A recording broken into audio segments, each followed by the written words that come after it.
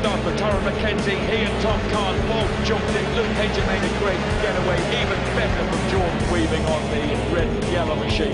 The young South African drops down Paddock men in the lead. And Bradley Ray, though, wastes no time at all. He slips through at Sterling Fenn on the first lap and begins to take off on his new four-stroke. Meantime, John Francis starts fencing with Jordan Weaving for second place. Second and third place for those two as they go across the Derek Winter Straight. But Catherine Green also gets in the mix on bike number 27.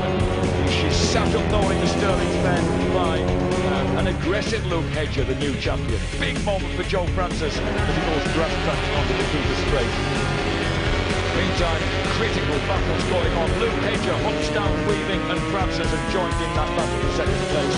Bradley Ray is off down the road, but these three are going at it. And Catherine Green on the black bike, the Rise Saxony bike is closing the gap. It's critical. She needs the point. She's got to get past one of them. At the front, it's Bradley Ray, sprints to victory, 12 seconds clear of the field.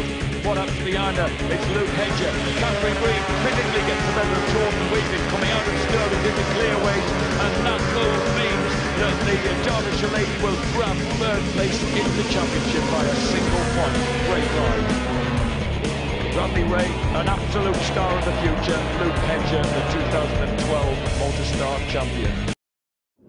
16 laps ahead of the 1000cc National Superstock Championship riders, their last race of the year. This is Brands Hatch on a beautiful, crisp, sunny afternoon in October. And on the hill, initially it was Keith Palmer ahead of PJ Davidson, but a little American can have the advantage. Adam Jenkinson, pole setter on the Packard Honda, forcing his way through to second place. But then the places never stay the same. Lee Costello lunges through into Druids Bend and leaves second place behind the Taiko Suzuki. Then a big crash for the CN Racing Honda. Means that Cody Nally crashes out, the pace car comes out, and then it's all the plate war after that. Howie Mainwaring just steals the lead before the pace car comes out. But Adam Jenkinson has the mightiest of eyesight, horribly kicked off the Packard Honda, falling through Surtees and the full set of his car. The pace car pulls in, and Howie Mainwaring had the advantage for Mills-based BMW. But not for long, he had a huge bomb to Graham Milbend. That also holds from the 39 Costello. Keith Palmer steals through to the lead, and then Lee Costello trying to get inside. Jonathan Weldon takes the ball down to Druids, and at the front, Keith Palmer hangs on the Rapids Listeners Kawasaki to make his fifth race win of the season. PJ Jacobson and the soon-to-be a dad, Howie Mainwaring. Well done, Keith. Start of the race, not a good start for Lee Jackson. He really bogged down on the outside. Ben Berg made a good start from the inside, and Jake Dixon an even better one through the middle. But for poor Jordan Simpkin, that's what happened. It also put the fast starting James Rolls right out into the gravel. And then we had various mishaps like that, the painful high side of the world and one Dan Elliott. And this huge accident there for Jake Dixon, running strongly in second place. He cast away the motor breakers Yamaha. Meanwhile, Ben Berg, after the pace car had been out, burst his way through past Joe Collier's Mancraft Triumph into second place. The Seaton Tuning Yamaha, the Australian, now on the charge, closed in on Lee Jackson, but then he had a problem going into Westfield. Looked like a possible gearbox issue. He frantically tried to find himself some gears to work with. There were none there. He had to park him outside the sheet. He's racing his championship done. Huge battle for third place. Twister Hastings finding air under his back wheel as he braked over the top of the hill into Paddock Corner. But Lee Jackson survived on the Chris Walker Racing School Kawasaki to take his fifth win of the season and comprehensively win the championship at the last race.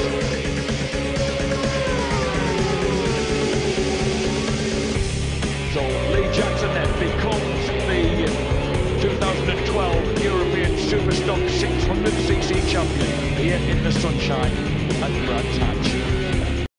The 18th and final race in the Triumph Triple Challenge Championship with Rob Guyver coming not so on a sluggishly on one position, but initially Bodie rounds the outside coming down the Paddock Bank. And Rob Guyver, general Albany Crown champion, takes the lead ahead of South African rivals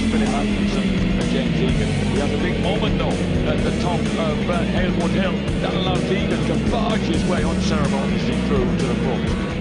James Egan, the 21-year-old South African, briefly leads it before his 29-year-old compatriot, number 5, Philip Atkinson, steals his way through on the way down Paddock Hill Bend. So a South African 1-2 ahead of the newly crowned champ as they storm up Haywood Hill. Egan responds to bike number 81, moves back to the front. Egan has already been crowned the Premier Class champion, a championship within a championship, as Rob Guyver once again moves to the front on his RG Racing Triumph. And Chrissy Rouse and the bright blue leathers also moves into the mix. The Geordie boy then has a collision with number 81 James Egan as they go up the hill into Druids. They both manage to pick themselves back up and not run on. Not too far. Rob Guyver though grabs the advantage and takes his 12th win of the season out of 18. A dominant performance in the Triumph Triple Challenge. And meanwhile, Chrissy Rouse just beats Egan across the line in third place. But Guyver wins again.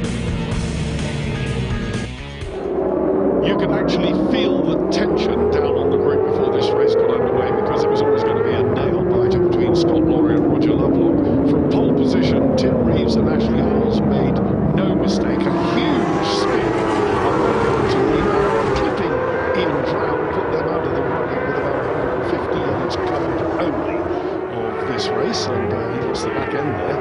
At the front, though, Reeves galloped away. Sean Hegarty, Callum Lawson slotted in to a strong second. Lovelock and Lawrence, number 49, did everything they had to do, but number 72, Scott Lawrie and James Lee were determined, and that's an understatement. They pushed and pushed and pushed.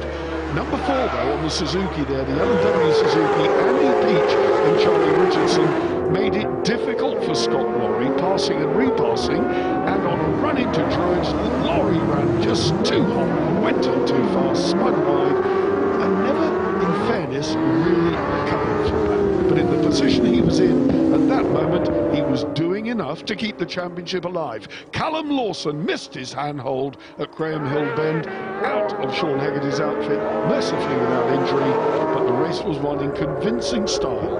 Tim Reeves and Ashley Hawes, the champions though, Roger Lovelock and Rick Lawrence, were duly crowned at the end of this race, so later on today they'll be racing for fun. Look at the body language, it says it all. It meant a great deal to them to